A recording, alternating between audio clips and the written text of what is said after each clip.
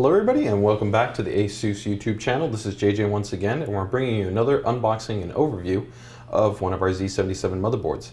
Specifically today we're going to be talking about one of our segment series boards, the Sabertooth Z77. For you guys that don't know, our segment series boards are boards that are defined by specific segmentations based on kind of the feedback of those users' wants and needs. And the Sabertooth was pretty much created for users that were really interested in a lot of control relative to cooling, as well as advanced monitoring, and then also a high component quality, overall reinforcing reliability and durability of the product. So we've spent a lot of time bringing a lot of new innovations for this generation, as well as keeping a lot of staples from the previous 5 Sabertooth boards that have now come to the market. So let's go ahead and actually jump into the products as we have them laid out here. We're going to first cover the actual accessories and contents that come included with the Sabertooth Z77. We'll start off with our classics here. We've got our support and user guide. The overall manual for the Sabertooth Z77 motherboard tells you how to go ahead and get everything set up, specifications, debug information, FAQs, a lot of details in there, so make sure and reference that if you have any issues. Secondary to that, we have our support DVD. This includes the AI Suite 2 software, which works in conjunction with a lot of the hardware designs we have on the board, as well as that actually allows you to take advantage of the thermal radar system, which works with the hardware sensors that are on the motherboard. Of course, also all your standard drivers are on here as well. As always though, make sure and check out support.asus.com for the latest version of the software. We've got something pretty cool right here. This is actually our certificate of reliability. So Sabertooth, when it first came to the market, pretty much led the industry in taking it to the next level in terms of component quality. Our focus was to really be meticulous and careful and validate the actual components that we were integrating on the motherboard. These specifically fall into the category of what's called tough components, which are chokes, our MOSFETs, and our capacitors. These components are not only individually tested within ASUS laboratories through a more extensive server-grade validation cycle than just our normal motherboards, but we also have those components sent to an independent laboratory which goes through mil-spec validation, and that's actually what the certificate of reliability is letting you know, is that it goes ahead and itemizes all this information. For you guys that are want more information regarding this type of testing, you can definitely head over once again to support.asus.com and actually download the qualification and validation PDF, and that will actually give you a lot of the information behind the validation cycles that this independent laboratory takes. Moving on from there, we've got an accessory and installation guide. This actually will help you to go ahead and have some information regarding how to work with some of the accessories we're going to note here quickly, which are the Esd Guards as well as the actual accessory fans. We've got our classic Tough Inside sticker. It's a great little clear transparent sticker you can go ahead and put on the side of your chassis or any number of different places, let people know that you're running a tough board. We've got our padded I/O shield. This is actually our Q shield, just like our other high-end boards, which actually has a padded surface. It serves for 2 purposes. One, to go ahead and make the installation process a little bit easier and softer actually on your fingers, as well as to go ahead and reduce any type of electromagnetic interference from coming in through the backplane of the board and affecting stability. So that's the actual I/O shield. Now you will see one thing actually here in the I/O shield, which is a honeycomb filter cutout. And we're going to be talking a little bit more why we actually have that cutout and what its purpose for is in relation to the Z77 board. We've got 4 serial ATA cables, count them 4. 2 are included in each pack, with these 2 being SATA 6G and these 2 being SATA 3G. We have SLI bridge. This Z77 board, like pretty much all of the Z77 boards on the market, are supported of standard SLI and crossfire enablement. That would be 2-way SLI or 2-way crossfire. So we do provide a 2-way SLI bridge. For you guys that are going to be running crossfire, the bridges are generally included inside the graphics cards, hence why it's not included here. We've got our Q connectors. Q connectors, great easy way to go ahead and allow you to run the leads from the inside of your chassis, such as for the hard drive LED, power, reset, etc. Go ahead and make the connections to this connector and then allow you to quickly take that connector and go ahead and plug it onto the motherboard. It's pretty straightforward. You also have one there for the USB header. Next up here is that we've got a couple of different items. These are our actual Dust Defender implementations. These are special guards that we'll show you a little bit later, but they actually go over the PCIe slots as well as other slots that are on the motherboard to go ahead and block any type of dust, debris, or dander from settling in and causing potential issues. So our secondary set of Dust Defender items right here. So we have ones for the DRAM and then for the longer physical by 16 slots. And then a cool addition this generation is we have 2 accessory fans. In previous generation, we had the thermal armor design. We did not include the fans. For this generation, we are including them. We've got two because there's now actually 2 points where these assist fans will actually be placed. And we'll go ahead and show you that when we go ahead and cover the actual layout of the board. Okay, so let's go ahead and move ahead from the accessories to the actual box, take a look at some of the technologies that are noted here, and see what we have that makes the Sabertooth unique. So right off the bat, we can see that we have a large 5-year warranty logo. As always, ASUS is always proud about validating their products and giving you an additional level of protection. So for most of our boards, that generally means it's APS, or our advanced warranty, that allows you to go ahead and do an advanced RMA, so allowing you to receive a replacement prior to you actually shipping your defective board in. With Sabertooth, we take that even further, and because of the additional validation and the higher components that we choose for the board, we're actually able to offer a 5-year warranty. So that's pretty much one of the staples of the Sabertooth boards. If you're one of the users that's looking for a longer lifespan, it's one of the key items that you want to consider when looking at this board. So let's go ahead and move on to the inside. Okay. So from the top, you can see here that we've got a lot of different callouts in terms of some of the specialized items, and we'll go more in depth into these when we actually look at the topology and the physical layout of the motherboard. So we're just going to do some light recapping here. From the top, of course, we've got the thermal armor system itself, which when working with the assist fans, helps to go ahead and lower the onboard component temperature for different items such as the VCCA, the VCCIO power regulation, for the VRM, the PCH, and overall helping us to extend component life and reduce onboard temperatures.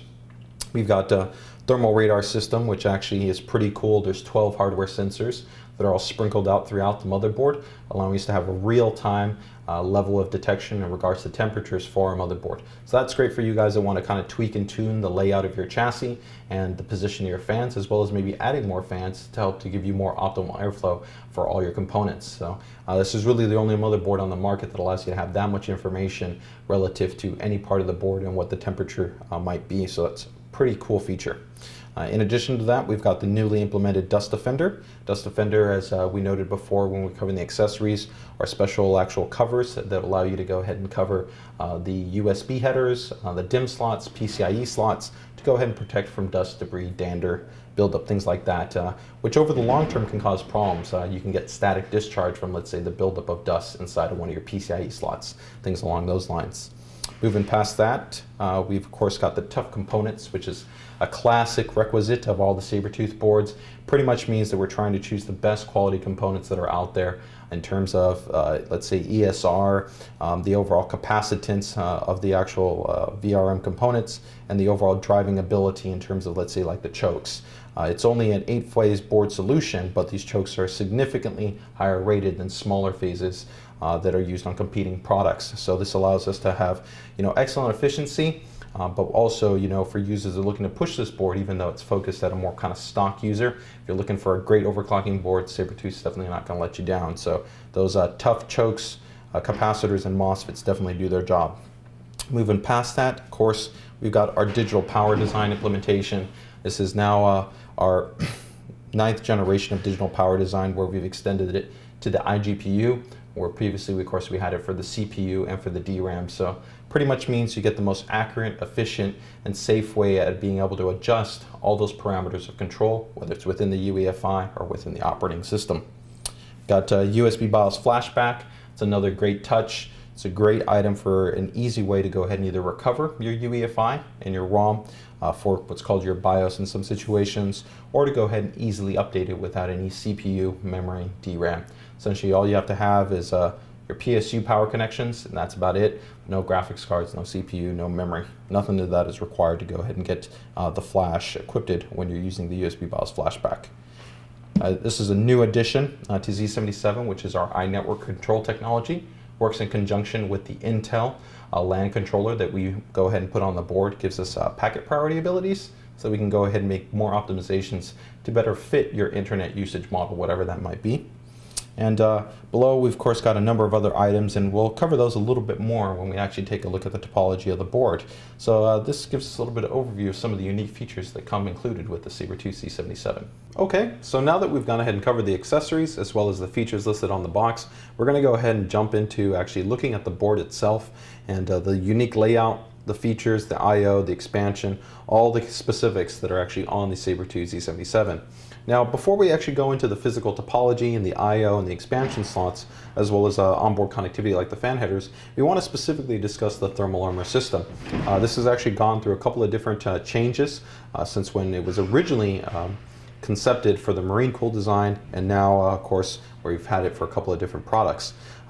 Now, here we can see that we have the Z77, and here we have the P67. Now, on the Z77, you can see that there's been a considerable change to the overall thermal armor system. If we look here at the top side of the assembly, this entire area has now been increased and lifted for a couple of specific reasons. In regards to the actual back I/O, back I/O has now an actual exposed area for an intake. This allows you to go ahead and install an optional fan, which does come included with the unit, and will go ahead and be inserted here. This allows you to go ahead and draw in, bring in air from the outside of your chassis and help to go ahead and bring it across the VRM assembly. Now, we'll go ahead and we'll show you a little bit later actually what the heatsink assembly looks like underneath here. That's aiding in the heat dissipation, so it's not a question that there isn't a VRM heatsink underneath the thermal armor system. Now, we also maintain the classic assist fan that was here in the center that was on previous generation boards, and that allows us to go ahead and also bring in air from the inside of the chassis and go ahead and draw that down and circulate that across the board, helping to go ahead and break down any areas where there's heat that's building up in key parts of the board, especially at that top area where you have your GPUs present. That's going to be critical in terms of helping to reduce that. Overall, on our testing with these two fans and the overall thermal armor system, we saw a reduction in terms of the temperature anywhere between about 5C to an excess of 11C. So pretty impressive result that you have available to you. Now, another item that we've gone ahead and introduced in comparison to the previous generation is here we can see in regards to the expansion slots. If we take a look here at the P67 solution, you can see that the PCIe expansion slots essentially are all free. There's no covers. These covers right here, when we look at this actually Z77 board, has now our Dust Defender implementation. So this helps to go ahead and block any type of dust, debris, dander, anything like that from settling inside those slots and potentially causing, let's say, a surge, a spike, or a short, different types of issues that can occur once you have that in there. Now, we also have those Dust Defender implementations for the Dimm slots, where we can see right here, we've got our two Patriot 2406 of memory, but we haven't gone ahead and populated those other two DIMM banks. And if that's how you might set up your system, you have the ability to go ahead and protect those two DIMM banks from also being exposed to any type of dust, debris, or dander. Now, moving over to the very bottom of the board here, we can also see that we have additional protection mechanisms as part of that Dust Defender design for our actual front USB ports.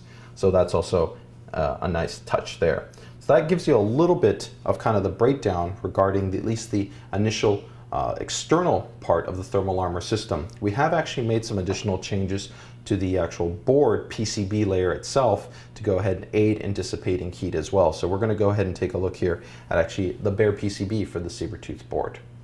Okay, now that we've gone ahead and taken a look at the external thermal armor implementation as well as the Dust Defender design, we've gone ahead and removed the actual thermal armor cover itself, which is as always very easy. It's just a couple of screws that are actually on the back of the board need to be removed, and you can see that we can go ahead and pop off the full thermal armor design.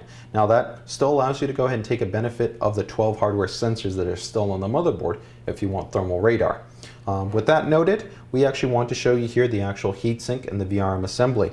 So one, you can see that we have those high quality TUF chokes, significantly higher amperage than your normal chokes. And we can see here we have the full heatsink with a sintered heat pipe that's helping to cool and provide much better efficiency and overall cooling for our key components like our chokes, our MOSFETs, and our drivers. So that gives you a little bit of perspective regarding the actual heatsink design. But from here, we want to take a look at what we've done in terms of the actual PCB itself to change it and help to also improve the thermal armor cooling design. Okay, so let's go ahead and take a look here at the bare PCB for the Sabertooth Z77 board. So right off the bat, of course, we can see that there are 6 gold colored markings. These markings actually indicate to you, such as these right here, the actual convection holes. These convection holes are a new design implementation that we placed on the PCB layer to allow us to go ahead and bring air from the top plane, so from the foreground of the board, and help to go ahead and pass through the board and add actually additional cooling to the back plane and the VRM components that are on the back of the motherboard. Now these were also targeted specifically to take advantage and give us additional cooling benefits in specific areas of the board where they would be most beneficial. Of course, here we have the heatsink assembly that helps to cool the VRM componentry, and we've got the convection holes in line with that. Now the ones here in the center, there's actually onboard componentry, that's the VCC-SA and the VCC-IO. Those two items right there are additionally cooled by those convection holes as well as the assist fan, and help to minimize any type of temperature buildup there. So overall we have those 3 points that are helping to be cooled in terms of the top VRM assembly, the secondary VCC-SA and the VCC-IO, and then of course through the secondary assist fan that we have here, the down channeling of air will also help to cool the PCH to help go ahead and make sure that you have the best long-term reliability for any of your add-in controllers. So that gives you a little bit of perspective, at least on the foreground of the PCB. Let's take a look here at the back of the PCB. And there we can also see those convection holes are marked. And for you guys that wouldn't be able to see them, this area right here would actually normally have your VRM components, such as your MOSFETs and your drivers. Now those components can actually reach a very high level of heat output when you go ahead and overclock the board or you have it under a high level of load. So the benefit of having these convection holes is that we can help to reduce this overall area's temperature buildup and go ahead and help ensure better long-term reliability, stability, component lifespan, as well as minimize the possibility of CPU throttling, where the CPU, or if you have it overclocked, could go ahead and potentially actually downclock due to these components becoming too hot. So this gives you a little bit of perspective regarding the actual PCB layout changes and how they work in conjunction with our overall thermal armor design. Okay, now that we've gone ahead and taken a look at the thermal armor design implementation, we're going to go ahead and take a look at the actual topology and overall PCIe connectivity and fan connectivity that we have on our Sabertooth Z77 board. So starting off here at the very top, we've got our classic 8-pin CPU power connection. Moving over to the right, we actually have a lot of fan connectivity. There's actually 4 headers that are present here. The very first fan is one of the assist fans that would connect over to the optional fan that's included that would go ahead and help to draw in air through the actual intake. As you can see, this entire area here is exposed because you would normally actually position the fan here and the thermal armor design implementation helping you draw in air. Okay. Secondary to that, we've got 2 4-pin PWM fan headers there for CPU and CPU optional support. So that's great in terms of if you want to put push and pull fan configuration, or if you want to go ahead and hook up, let's say, a closed loop water cooling system like an H100, a Cooler 920, or something along those lines. In addition to that, we also have a chassis fan header here.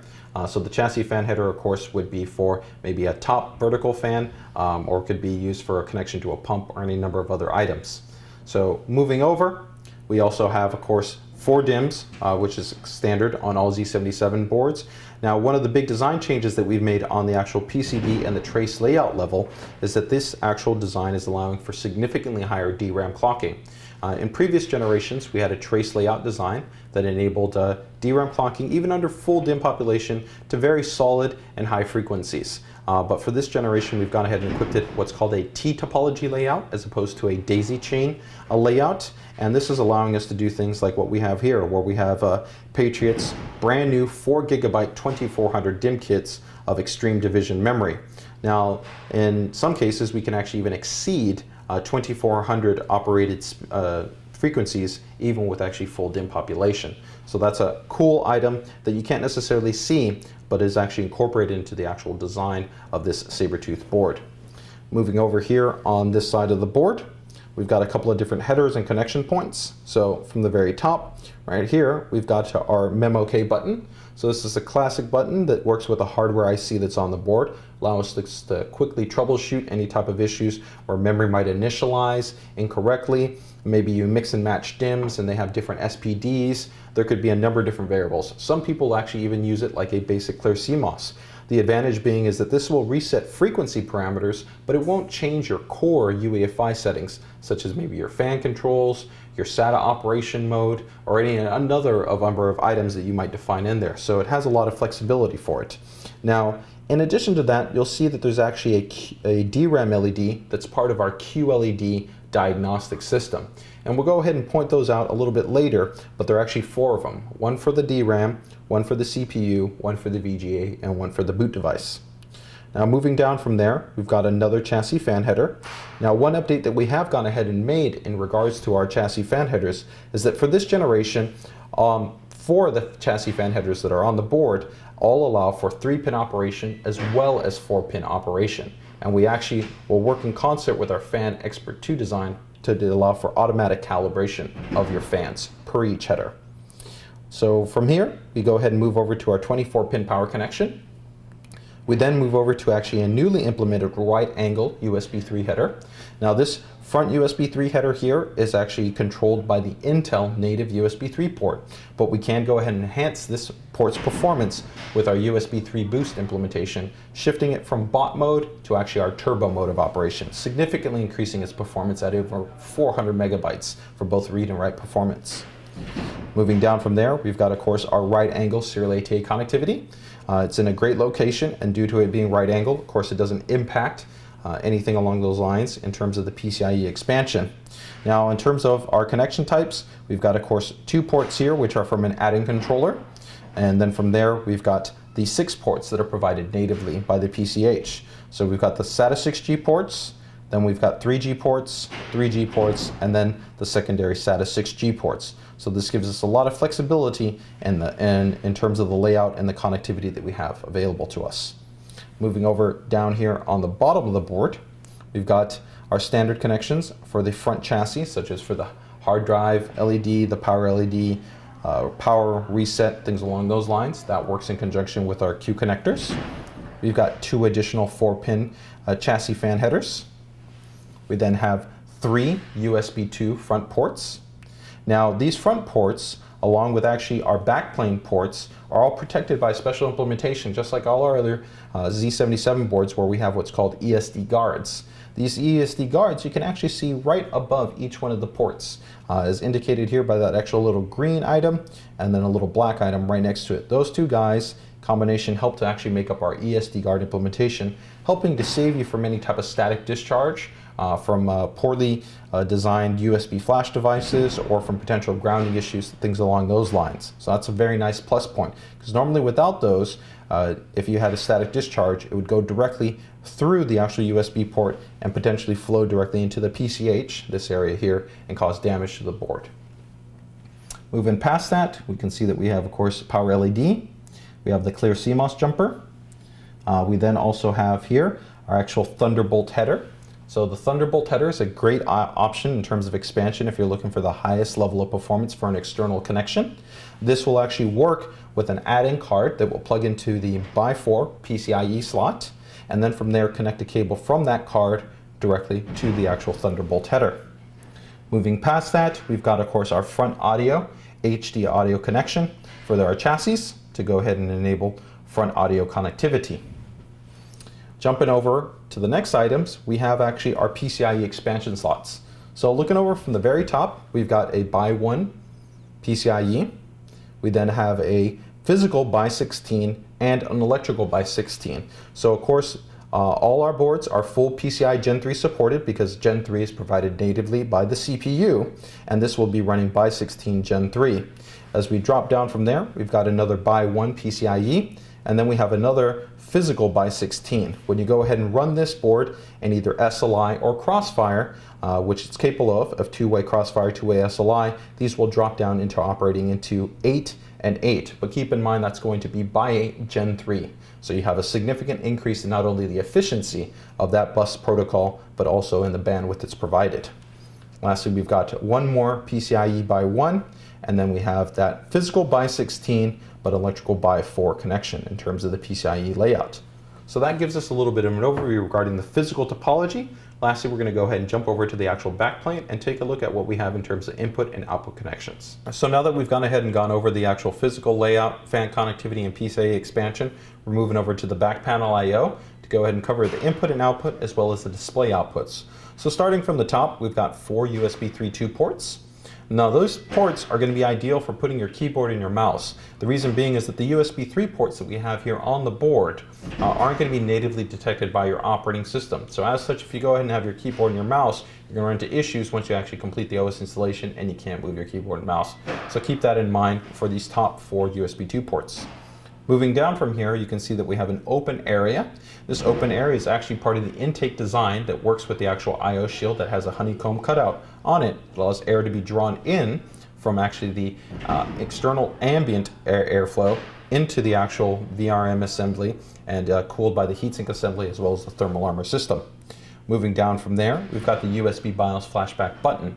Now this button, once depressed, and when having a USB flash drive connected to the very bottom USB 3 port, will allow you to go ahead and quickly update the UEFI or recover it without any CPU, memory, or graphics card present. All that's required is CPU standby power. So that's your 8-pin CPU power connection and your 24-pin power connection. So that's a great plus at being able to quickly update it or recover it. Moving down from there, we have 2 Esata ports. Those Esata ports are non-powered, so that does mean that the cable that you have does actually have to have an AC adapter connected to the Esata device that you're utilizing. The one plus point though that we do have is that these are actually SATA 6G capable Esata ports, so they allow for a very significant and high throughput for external Esata based devices. Moving over from there, we've got 2 USB 3 ports.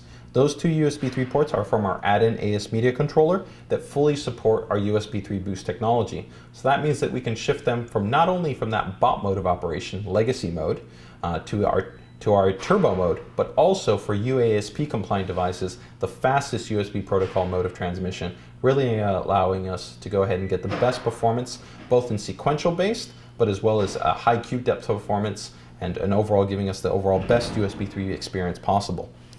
Moving down from there, we have some display and audio connectivity. So first we have the Toslink optical output. We then have, secondary to that, an HDMI and DisplayPort connection.